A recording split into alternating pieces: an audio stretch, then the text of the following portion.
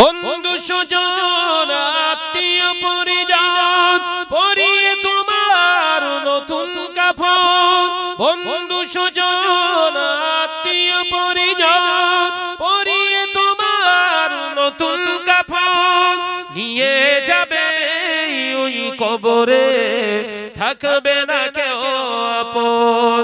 একদিন তোমারই নাম মসজিদে হবে এলান, একদিন তোমারই নাম মসজিদে হবে এলান। আল্লাহুম্মা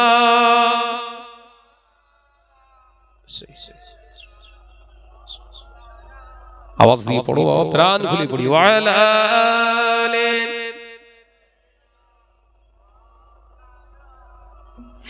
টাকা কড়ি গাড়ি বাড়ি থাকবে না কেউ সঙ্গে তোমার, টাকা কড়ি গাড়ি বাড়ি থাকবে না কেউ সঙ্গে তোমার, থাকবে সেদিন সঙ্গী হয়ে নূর নবীর সুন্নাত। জোরে হবে না, আর কি জোরে হবে না। থাকবে সেদিন সঙ্গী হয়ে নূর নবীর সুন্নাত, একদিন তোমারই নাম মসজিদে হবে এলান, একদিন তোমারই নাম মসজিদে হবে এলান। আল্লাহুম্মা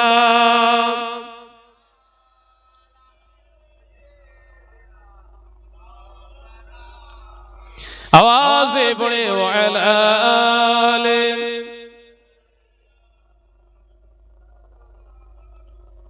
আমার নজরেরা মুরব্বিয়ান গণেরা ছেলেরা বাচ্চারা পর্দানশীনা মা ও বোনেরা, আল্লাহকে ছাড়া আল্লাহ জাহান্নামকে ছাড়া আর কাউকে ভয় পেওনি বাবা, ওই ভয়টা আপনার ঈমানের খাতরায় এসে যাবে। এ নজরেরা মুরব্বিয়ান গণেরা ছেলেরা বাচ্চারা পর্দানশীনা মা ও বোনেরা, আল্লাহকে ভয় করে চলুন। পৃথিবীর জমিনে যে কটা দিন আল্লাহ হায়াতে রেখে দিয়েছে আল্লাহকে ভয় করে চলুন। আল্লাহকে ভয় করে দুনিয়ার জমিনে চললে বাবা লস নয়। আপনি দুনিয়ার জমিনে আল্লাহকে ভয় করলে যেমন আল্লাহ পাক আপনাকে হেফাজতের দায়িত্ব নেবে, দুনিয়ার জমিন থেকে বিদায় হয়ে যাওয়ার পরে আপনাকে জান্নাতে পৌঁছে দেওয়ার দায়িত্ব আমার আল্লাহর হাবিব গ্রহণ করে নেবে। দুনিয়ার হেফাজতের মালিক আল্লাহ, আর আখিরাতে জান্নাতে পৌঁছে দেওয়ার মালিক হবে রাসূলুল্লাহ। একবার জোরে বলে, আল্লাহকে ছাড়া কাউকে ভয় পাবেন না। আপনি কারুর তো মেরে খাচ্ছেন না, ভয় কিসের? একটাই ভয় থাকবে, আল্লাহর ভয়। ও বেজনেরা নজনেরা মুরব্বিয়ানে গণেরা, আল্লাহ নবী দার নবী রাহমাতাল লিল আলামিন পাক খবরে জানিয়ে দিলে যখন সুদের কারবারি হয়ে যাবে 6 নম্বর নিয়ামত আল্লাহ আপনার কাছ থেকে উঠিয়ে নেবে। কি সেই নিয়ামত? আল্লাহ নবী পাক খবরে জানিয়ে দিলে আমি রাসূলুল্লাহর মহব্বত, যারা হারামখোর হয়, যারা সুদের কারবারি হয় বাবা, ওদের হৃদয় থেকে আল্লাহর মহব্বতটা উঠে যাবে। আল্লাহ নবীর মহব্বত ওদের অন্তরে থাকবে না। ও দাড়িওয়ালা হোক, টুপিওয়ালা হোক, নামাজি হোক, বড় জুব্বাধারী হোক আর হাজী সাহেব হোক, ও যদি হারামখোর হয় ওর জবান দিয়ে নবীর আর সম্মান থাকবে না, ওর জবান দিয়ে রাসূলুল্লাহর অপমান করতে থাকবে। এ সোনামানিকেরা নজরেরা মুরব্বিয়ান গণেরা, আজকে সমাজে দেখতে সেটাই তো পায়। অনেক নামাজি মুসল্লি আছে, তারা বলে নবী আমাদেরই মতো মানুষ। অনেকেই আবার মুসল্লি নামাজি, তারা দাড়ি রেখে জুব্বা পরে বলে নবী আমাদেরই মতো মানুষ, নবী আমাদেরই মতো মানুষ, নবী আমাদেরই মতো মানুষ। অনেক আবার দাড়িওয়ালা, টুপিওয়ালা, জুব্বাওয়ালা স্টেজে ওয়াজ করতে করতে বলে না নবী তিনি ভিখারির বাচ্চা ছিলেন। আল্লাহ নবীর সম্পর্কে তারা বলে নবী নাকি রাখাল ছিলেন। আল্লাহ নবী সম্পর্কে তারা বলে নবী নাকি মুটেগিরি করতেন, কুলিগিরি করতেন। এ সোনা মানিকেরা, এ দাড়িওয়ালা টুপিওয়ালা মাওলানা হোক না কেন, এর জবান দিয়ে যখন এই কথাগুলো আপনি শুনবেন, চোখ বন্ধ করে ধরে নেবেন ও হলো হারামখোর।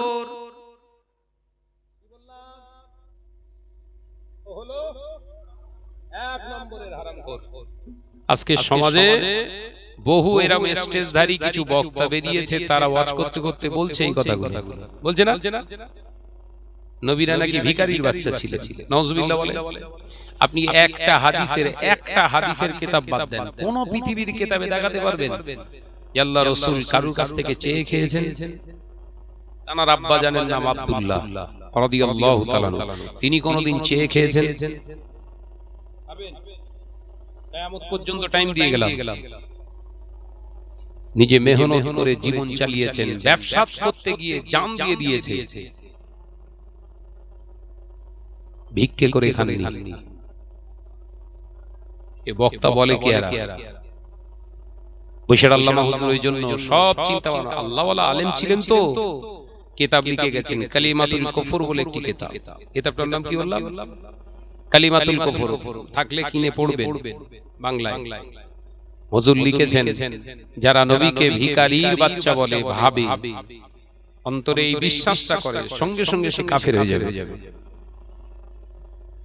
কে লিখছে? 25,000 কিতাবে আলেম, 18,000 হাদিস যিনি মুখস্থ করেছিলেন, সে হাদিসে হাফেজ, তিনি কিতাবে লিখলেন। আল্লামা হুজুর শুধু কিতাবে আলেম ছিলেন না, আল্লামা হুজুর রাহমাতুল্লাহ আলাইহি শুধু কিতাব পড়ে আলেম হয়নি।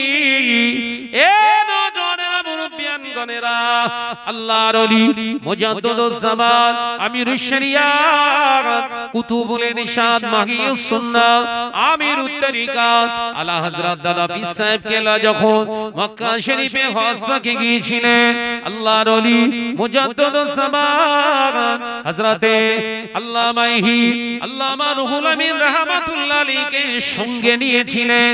এ নজরেরা মুরব্বিয়ান গণেরা, মক্কা জমিনের বাদশা তিনি সংবাদ পেলেন মুজাদ্দিদুজ জামান ফুরফুরার মাগরিবে বাঙ্গালের পীর আবু বকর এবার হজ পাকে এসেছে।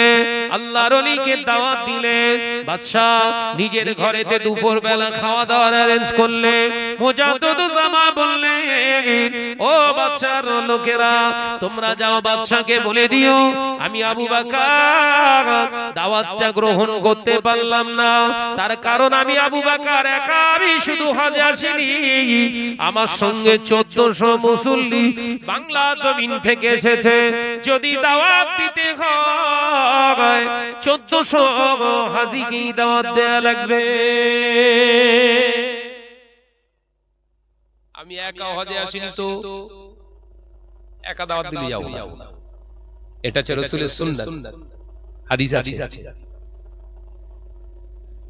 হযরত আবু আইয়ুব আল আনসারী রাদিয়াল্লাহু তাআলা একদিন নবী পাক সাল্লাল্লাহু আলাইহি ওয়াসাল্লামকে বললেন, হুজুর ইয়া রাসূলুল্লাহ, দুপুর বেলা আমার বাড়িতে আজকে আপনার খাওয়ার দাওয়াত থাকলো, আমন্ত্রণ নিমন্ত্রণ দিলাম। বিশ্বনবী বললেন, এই আমার আবু আইয়ুব আল আনসারী, আমি তোমার দাওয়াতটা নিতে পারবো না। কেন ইয়া রাসূলুল্লাহ? আমার কসুর? তুমি সকলের সামনে আমায় দাওয়াত দিলে, আমাকে যদি খাওয়ানোর ইচ্ছা থাকতো গোপনে গোপনে দাওয়াত দিতে পারতে। মসজিদে নববী শরীফে এই বৈঠকে আমার 80 জন সাহাবী আছে, সবাই আপনার দাওয়াত দেওয়াটা শুনেছে। এর সঙ্গে আমার অনেক আসহাবে সুফফা বসে আছে, খেতে পায় না তারা আজকে এই দাওয়াতের সংবাদটা শুনে ওদের মনটা হু হু করে খাওয়ার আশা জাগবে। আজকে দুপুর বেলা আবু আইয়ুব আল আনসারীর বাড়িতে রাসূলুল্লাহ নিশ্চিত গোশত ভুনা দিয়ে খাচ্ছে, আমি তোমার বাড়িতে গিয়ে খেতে পারবো না। যদি দাওয়াত দিতে হয় তাহলে সকলে দাওয়াত দাও। একবার জোরে বলবেন না? মুজাদ্দিদুজ জামান হাদিস বলেন আমি একা দাওয়াত দেব না, আমার সঙ্গে 1400 হাজি আছে। কতজন? 1400 হাজি। সবাইকে দাওয়াত দিলে তবে আবু বকর দাওয়াতের গ্যারান্টেড। একবার জোরে বলবেন না? বাদশা মুজাদ্দদুজ জামানের এই আচরণ দেখে খুশি হয়ে গেছিলেন। জোরে বলুন না সুবহানাল্লাহ। হ্যাঁ, সত্যিই ইনি আল্লাহ আল্লাহ। এই 1400 হাজিকে দাওয়াত দিয়ে দিয়েছিলেন। একবার জোরে বলবেন না? মুজাদ্দদুজ জামান আমির শরিয়াত আলা হযরত দাদা পীর সাহেব কিবলা রাহমাতুল্লাহ আলাইহি হুজুর খাওয়া দাওয়া সারলেন সমস্ত হাজিদের নিয়ে। সবাই আবেদন করলেন চলুন মাদ্রাসা সওলাথিয়ায় চলুন, ওখানে গিয়ে আপনার কাছ থেকে একটু ওয়াজ শুনবো, নসিহত করবেন। মুজাদ্দদুজ জামান আমির শরিয়াত আলা হযরত দাদা পীর সাহেব কিবলা রাহমাতুল্লাহ আলাইহি বলেছিলেন, ওয়াজ তো আমি ইনশাআল্লাহ করব, কিন্তু আমার সঙ্গে আসা এই 1400 হাজির ভিতরে একজন আছে, নাম তার রুহুল আমিন। আমার রুহুল আমিনকে একটু ওয়াজ করার সুযোগ দিন। আল্লামা রুহুল আমিন কেমন ধরনের আলেম ছিল একটু বোঝানোর জন্য বলছি, অসুবিধা হচ্ছে না তো? ভাববেন না কাহিনী ধুনতিস।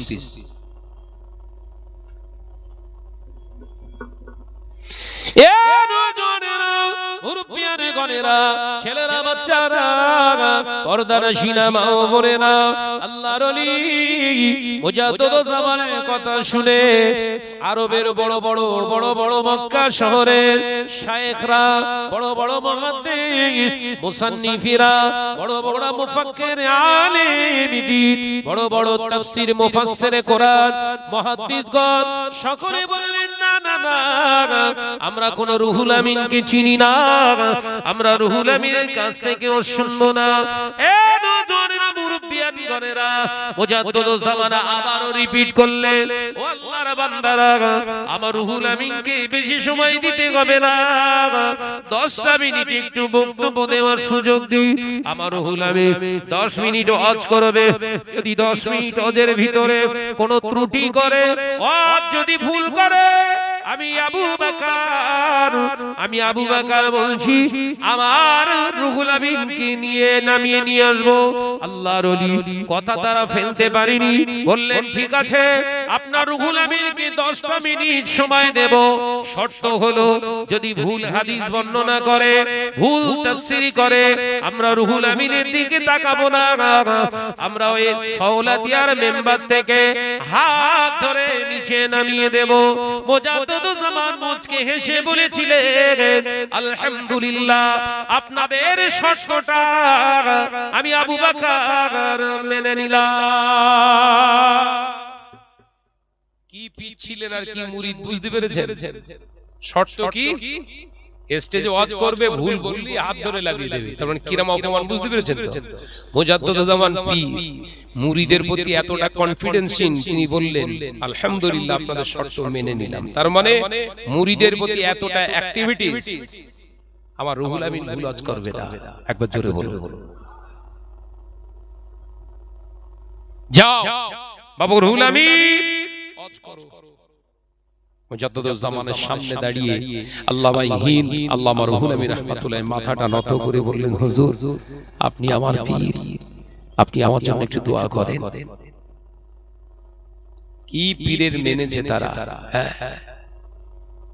25,000 কিতাবের আলেম, 18,000 হাদিসের হাফেজ। মুজাদ্দদুজ জামানের সামনে মাথাটা নত করে, হুজুর, আপনি দোয়া করেন আমার জন্য, আপনি তো আমার পীর। মুজাদ্দদুজ জামান মাথার উপরে হাত রাখলেন। একবার জোরে বলুন, জোরে হবে না? মুজাদ্দদুজ জামান আমির শরিয়াত আলা হযরত দাদা পীর সাহেব কিবলা রাহমাতুল্লাহ আলাইহি মাথার উপরে আল্লামা হুজুরের হাত রেখে বলেছিলেন, ও বারগুল আমিন, মক্কা জমিনে এসেছো, মক্কা শরীফের জমিনে এসেছো, আমার নবী পাকের জন্মভূমিতে এসেছো। ও আমার রুহুল আমিন, নবীর দেশ বলে ভয় পেয়ে যেও না। যত বড় বড় আলেমে হাক্কানি, বড় বড় বড় বড় হাস্তি বসে আছে, এদের দেখে ভয় পেয়ে যেও না। নবীর দেশ বলে ভয় পেয়ে যেও না। যাও বাবা রুহুল আমিন, আমি তোমার পীর দোয়া করি, যাও সওলাতিয়ার মেম্বারে দাঁড়িয়ে ঝড় তুলে দাও।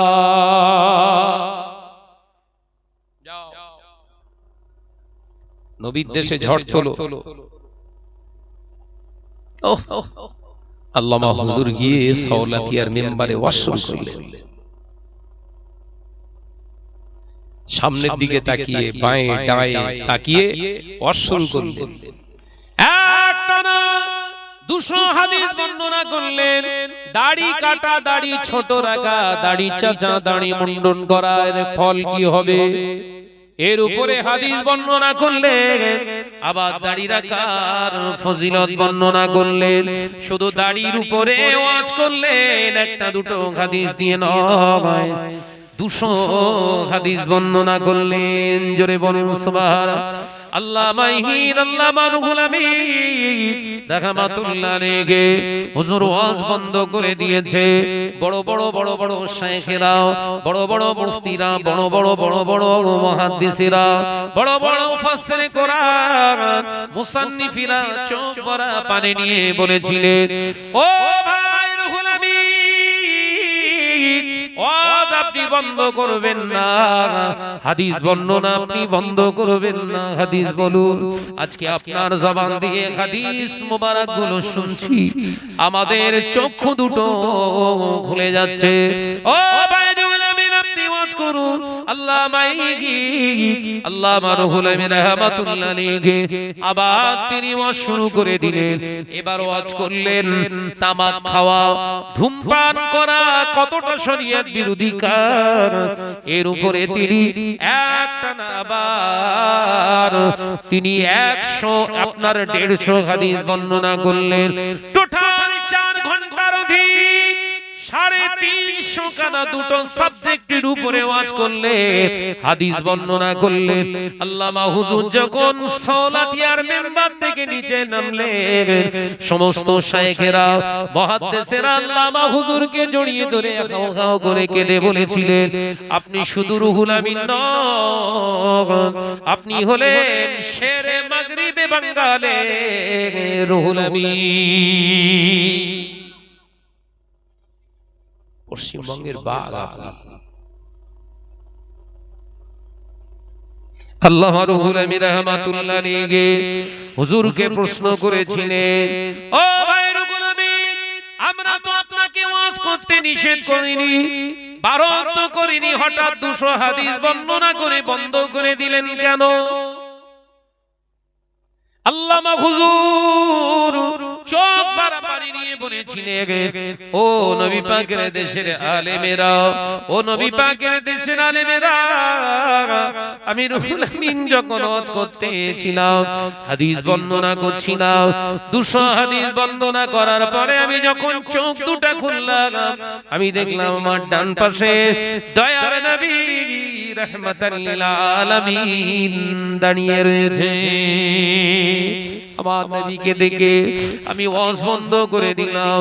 আমার দয়ার নবী আমাকে ইশারা করে বললেন, বাবা রুহুল আমিন, ভয় পেও না বাবা, দাড়ি কাটার বিরুদ্ধে তুমি যে হাদিসগুলো বর্ণনা করছো, এই হাদিস বর্ণনার জন্য যদি সমস্ত আলেমেরা তোমার বিরোধিতা করে, ও বাবা রুহুল আমিন, সমস্ত আরবের মানুষগুলো যদি তোমার এন্টি হয়ে যায়, তোমার পাশে কেউ যদি না দাঁড়ায়, বাবা রুহুল আমিন তুমি ভয় পেও না, আমি রাসূলুল্লাহ তোমার পাশে দাঁড়ালাম। আল্লাহ নবী অনুমতি দেওয়ার পরে আমি রুহুল আমিন আবার শুরু করেছি। ওই সময় আরবের বড় বড় মুহাদ্দিসির আল্লামা হুজুরকে জড়িয়ে ধরে বলেছিলেন, ভাই রুহুল আমিন, আপনি যখন ওয়াজ করছিলেন, আল্লাহর কসম করে বলি, হাদিসগুলো বর্ণনা করা দেখে আমরা ভাবছিলাম এই হাদিসগুলো আমার রুহুল আমিন ভাই বলছে না, স্বয়ং যেন রাসূলুল্লাহর জবান মোবারক থেকে শুনছি। আমি সেই আলেমের কিতাবের নাম করলাম, কিতাবটার নাম কি বলেছি? কালিমাতুল কুফর। কিতাবটার নাম কি বললাম? কালিমাতুল কুফরের কিতাব এসেছে। যদি কেউ নবীকে ভিখারির বাচ্চা বলে, ও মুসলমান, যত বড় জুব্বাওয়ালা হোক না কেন, ও মুসলমান না, ও হলো কাফের। এখানে ছেড়ে দিয়েছিলাম না? তাহলে নামাজ পড়লি শুধু ওলি হওয়া যায় নাকি? কথা বলেন না কেন? নামাজ পড়লে ওলি হতে পারবেন না, রোজা করলে ওলি হতে পারবেন না, হজ করলেও ওলি হতে পারবেন না, যাকাত দিলেও ওলি হতে পারবেন না। শর্ত ওয়াহিদা, যেটা খাবেন হালাল খানা খেতে হবে। কি খেতে হবে?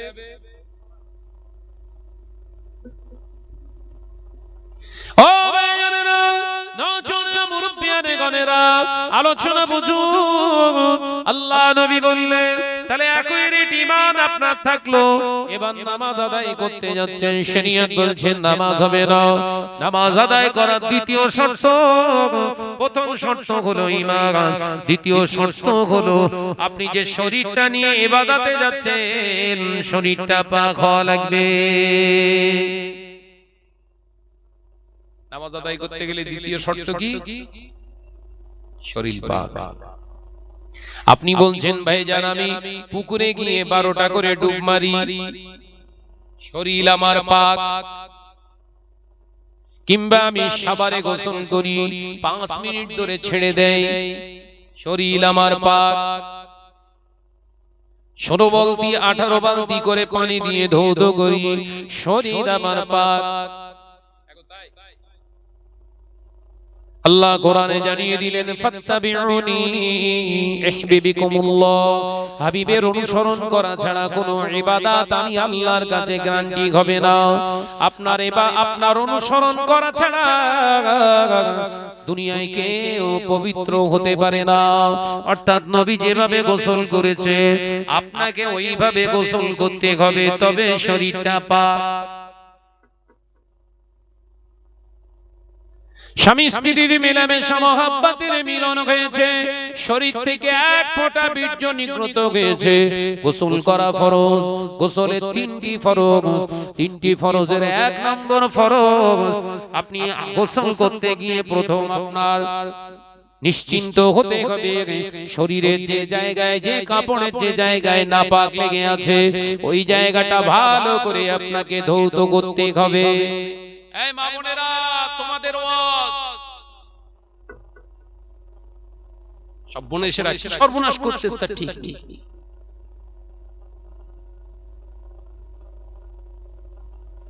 ফরজ গোসল করতে গেলে আগে গিয়ে যে সব জায়গায় নাপাক লেগে থাকবে সেই জায়গাগুলো আগে ধুয়ে ফেলতে হবে। ধুয়ে ফেলে বিসমিল্লাহ বলে গোসল শুরু করেন। 1 নাম্বার ফরজ, বিসমিল্লাহ বলে মুখে পানি দিয়ে গালগালা করুন একবার। একবার করা হলো ফরজ। আল্লাহ নবী বললেন না আমি একবার করিনি, আমি নবী 3 বার গড়গড় করেছি। আমি রাসূলুল্লাহ এই জন্য 3 বার করলাম, আমার অবুজ উম্মত তো পারবে না, তাই একবারে ফরজ আদায় না করতে পারলে ওর গোসল সেই হবে না। আমার উম্মতের জন্য সহজ করে দিলাম, একবার গড়গড়া করা ফরজ, 3 বার গড়গড়া করা আমি রাসূলুল্লাহর সুন্নাত। আমার সুন্নাত থাকে যেখানে সন্দেহ নাই সেখানে। দ্বিতীয় নম্বর ফরজ, বুঝতেছেন তো?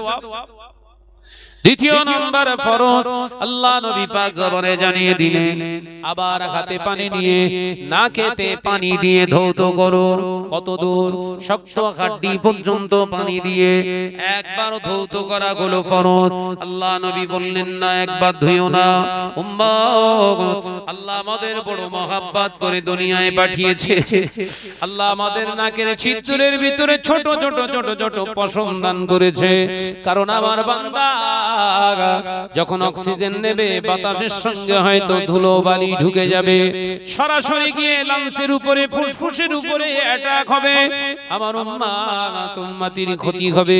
তাই আমার আল্লাহ পাক আল্লাহ তাআলা বান্দা বান্দির প্রতি দয়া দেখিয়ে তিনি নাকের ভিতরে ছোট ছোট ছোট ছোট ছোট ছোট পশম দান করেছে, যাতে বাতাসের ধূলি কণাগুলো আমি আল্লাহর কুদরতি ইশারায় ওই নাকের ফিল্টার নামক পশমে যেন আটকে যায়। তাই আমি রাসূলুল্লাহ সাল্লাল্লাহু আলাইহি ওয়াসাল্লাম একবার পানি দিয়ে বুড়ো আঙ্গুল আর কেড়ি আঙ্গুল, যেটা বৃদ্ধাঙ্গুলি কনিষ্ঠ আঙ্গুল বলে, দুটো আঙ্গুল দিয়ে ভালো করে নাকটাকে ঘষে নিয়ে আবার দুবার করে ধৌত করে নাকটাকে একবার ঝেড়ে পরিষ্কার করা, এই তিনবার ধৌত করা নাক আমি নবী সুন্নাত। ও আমার উম্মত উম্মতেরা, আমার সুন্নত থাকে যেখানে আল্লাহ রহমত আসে সেখানে।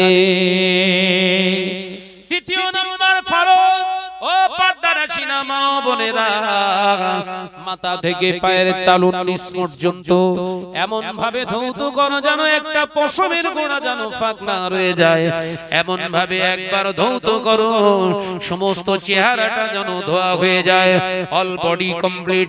আমি রাসূলুল্লাহ দেখলাম একবার ধৌত করলে হয়তো সমস্ত শরীরটা ধৌত হবে না, তাই আমি একবার পানি দিয়ে গোটা শরীরটা একবার ভালো করে মেজে ঘষে ডলে সমস্ত জায়গায় পানি পৌঁছে দিয়ে আবার দুবার করে পানি ঢাললাম, তিনবার করে ধৌত করা আমার সুন্নাত। আমি নবী বলছি আমার সুন্নত থাকে যেখানে আল্লাহ রাজি সেখানে। নারে তাকবীর। গোসল হয়ে গেল, তাহলে ঈমান সলিড, শরীরটাও সলিড। এবার নামাজ পড়লে নামাজ হবে তো? শরীয়ত বলছে হবে না।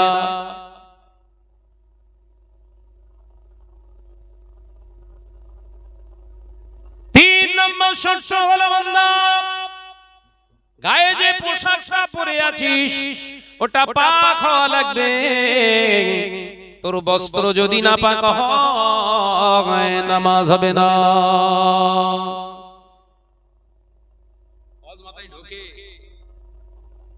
নামাজ বললি নামাজ, বলে হুজুর আমার জামা কাপড় তো পাক আছে, কি করে পাক? না আমার বিবি প্রথম সার্ফ দিয়ে ভালো করে কেচে তিনবার বিসমিল্লাহ বলে নি ছেড়েছে, তিনবার ধৌত করেছে, তার মানে পাক।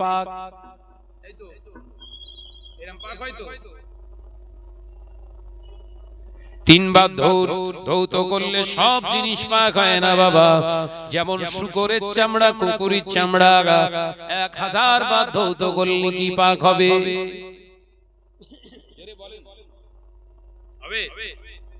ও নওজওয়ানেরা, ধ্যাতের মুসলমানেরা, যেমন শুকরের চামড়া, কুকুরের চামড়া 1000 বার ধৌত করলে পাক হয় না।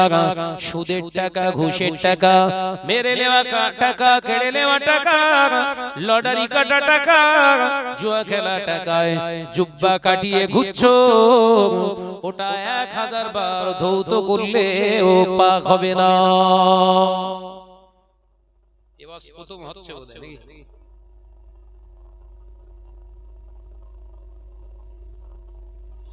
তার মানে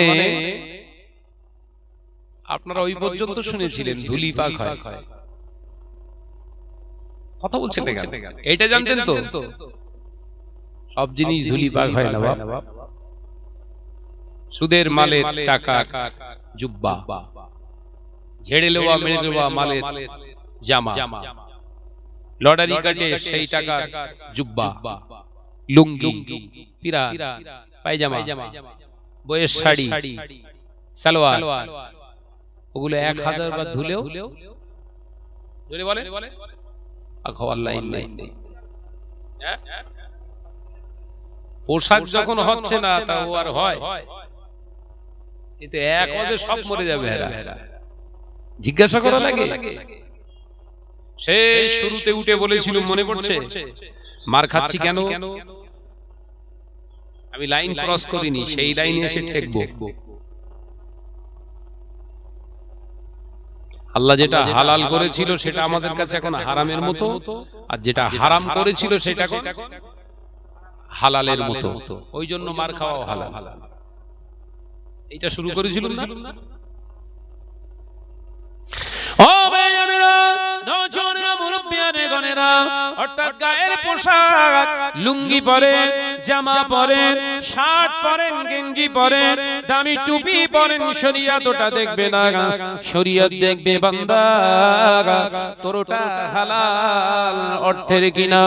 যদি ওটা হালাল অর্থের হয়, আমি আল্লাহ পাককে ভালোবাসি, আমি আল্লাহ পবিত্রকে ভালোবাসি, কারণ আমি আল্লাহ নিজে পাক। জোরে বলুন সুবহানাল্লাহ।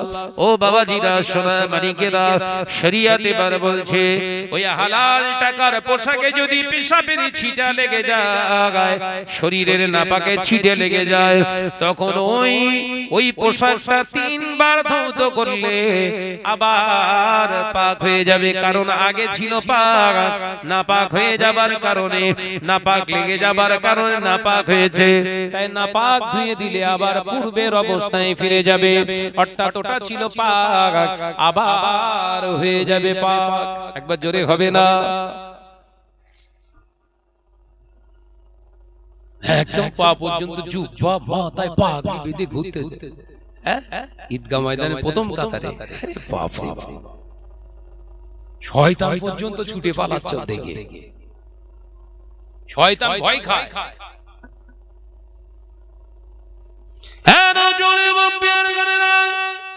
এরপরে নামাজ হবে। ইমান সলিড আছে, দেহ সলিড আছে, কাপড় সলিড আছে, এবার নামাজ আদায় করলে কি নামাজ হবে? হবে তো? শরীয়ত বলছে হবে না। কি সর্বনাশ বলেন! হবে? আল্লাহ নবী জানালেন, বান্দা ও আমার উম্মত উম্মতিরা, যে জায়গায় দাঁড়িয়ে নামাজ আদায় করবি ওই জায়গাটা যেন পাক হয়। জোরে বলুন, আরেকটু জোরে হয় না? যে নামাজের মুসাল্লায় দাঁড়াবি ওটা যেন পাক হয়। মুসা আলাইহিস সালাতু ওয়াস সালাম আল্লাহর সঙ্গে কথা বলতে গিয়েছিলেন। হযরতে নবী মুসা পায়ের জুতোটা পরে তো উপত্যকায় উঠতে চেয়েছিলেন। আল্লাহ বললেন, না মুসা, তুমি আমার নবী হতে পারো, পায়ের জুতো কিন্তু না পাক, জুতো খুলে উপরে ওঠো। একবার জোরে বলবেন, মাথায় ঢোকে না বোধহয়। মুসা আলাইহিস সালাম আল্লাহর সঙ্গে কথা বলতে গিয়েছিলেন, অর্থাৎ যে জায়গাটায় উনি উঠবেন ওই জায়গাটা পবিত্র আল্লাহ ঘোষণা করেছিলেন। একবার জোরে বলেন। তাহলে আল্লাহর সঙ্গে কথা বলতে গেলে জায়গা পবিত্র দরকার। নামাজ কি আল্লাহর সঙ্গে কথা? তো নামাজ মানেই তো আল্লাহর সঙ্গে কথা। কথা বলছেন না কেন? আল্লাহর সঙ্গে কথা বলতে গেলে শর্ত কি? যে জায়গায় দাঁড়াবে সুদখোরের টাকা টাইলস হলি হবে, ঝাড়া টাকায় মসজিদের মার্বেল লাগালি হবে।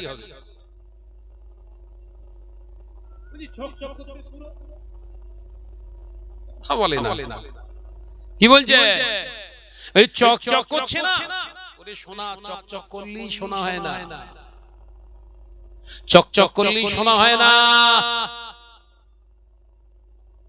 চকচকে খুঁজিস নে। আমরা সবাই পাকা মুসলমান বলি আমাদের কপালে এরকম বজ্রাঘাত পড়তে সব। আল্লাহ পাকা মুসলমান পছন্দ করে না, পাক মুসলমান পছন্দ করে। কি মুসলমান? জোরে বল না রে বাপ। আল্লাহর কাছে পছন্দ হচ্ছে পাক মুসলমান, পাকা না। কারণ পাকা হলি না, পাকার পরের স্থান হচ্ছে পচা। বোঝাতে পারলাম না? ফল পেকে গেলে তার পরের স্থান কি? এখন সব আমরা পাকা মুসলমান, ওই জন্য পছন্দ ধরে সব কথা বলতে, ওই জন্যই তো পচতেছে। আর পচে গেলেই কেটে বাদ দিতে হয়। কথা বলে না কেন? ওই জন্য এসআইআর কেটে বাদ দিচ্ছে। এই ওয়াজ বুঝতে পারে না। পচা মুসলমান তো এসআইআর হয়ে নাম মোল্লাদের বাদ দেবে কেন বুঝতে পারছেন? এ তো অরিজিনাল না, মাল সব ডুপ্লিকেট। ব্যানারটা ঠিক আছে, শাহনওয়াজ মন্ডল, ব্যানারের উল্টো পিটিকে দেখি পাকা লটারি খোল। এই পাকা না পোষা কি জ্বালাবো আমি? ব্যানারটা পাকা, ব্যানারের বাইরেটা পাকা, ভেতরটা টোটাল পোষা। আল্লাহ আমাদের বোঝার তৌফিক দেন বলুন আমিন। আর জোরে বল না রে বাবা আমিন। সাবধান হন। আমি সেই উঠেছি, একটা আয়াতের উপরে ওয়াজ করে গেলাম, দুটো আয়াত লেগেছে, একটা আয়াতের তাফসীর করতে 2 ঘন্টা পাস হয়ে গেছে। তাই কোরআন বুঝুন খুব ধীর মস্তিষ্কে, যিনি বোঝাবেন তিনি যেন ভালো করে বোঝেন, বুঝে তাই বোঝান, তাহলে সমাজ ফিরবে, তার আগে না। শরীয়তের হুকুম এটাই, আপনি যে কটা আয়াত, আপনি আয়াতের জ্ঞান আপনি লাভ করলেন, ওই জ্ঞানের উপরে আপনাকে নিজেকে ইস্তেকামাত দিতে হবে, দৃঢ়তার সঙ্গে আমল করতে হবে। আমল করার পরে এবার নসিহত দেন। আল্লাহ বললেন ওই আয়াতের ব্যাখ্যা মানুষের অন্তরে আসার করিয়ে দেব। একবার জোরে বলুন সুবহানাল্লাহ। আজ হুজুর কেবলাও এরকম ওয়াজ করতেন, দাদা হুজুর পীর কেবলাও এরকম ওয়াজ করতেন, কিছু কিছু চাজান হুজুর কেবলাও এরকম ওয়াজ করেন। আমরা যারা ওয়াজ করছি 2 ঘন্টার ওয়াজ হচ্ছে, 10 মিনিটের আমল নেই। ওই জন্য যত ওয়াজ হচ্ছে জলসা মাহফিল সুদ করে রাখা করে বেটতে সব। বক্তা ওয়াজ করছে, বাবা মিথ্যে কথা বলতে নেই, গুনাহ। বক্তার কাছে ফোন করে কমিটি জিজ্ঞাসা করছে, ভাইজান কদ্দূর? আরে এই তো কাজে চলে এসেছি গো। কদ্দূর?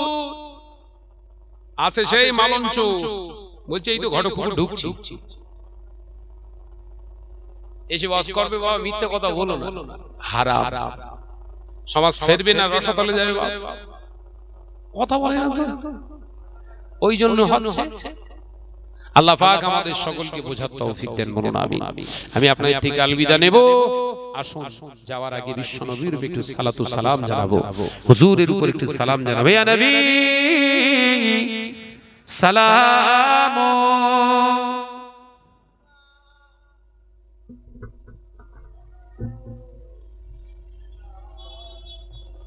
আসে তো আসসালামু আলাইকুম।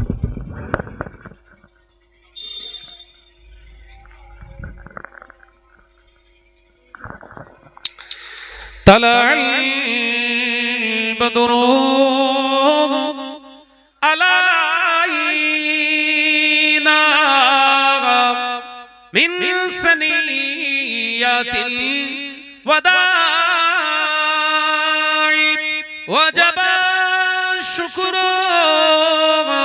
علينا ما دعا لله داعي يا نبي سلام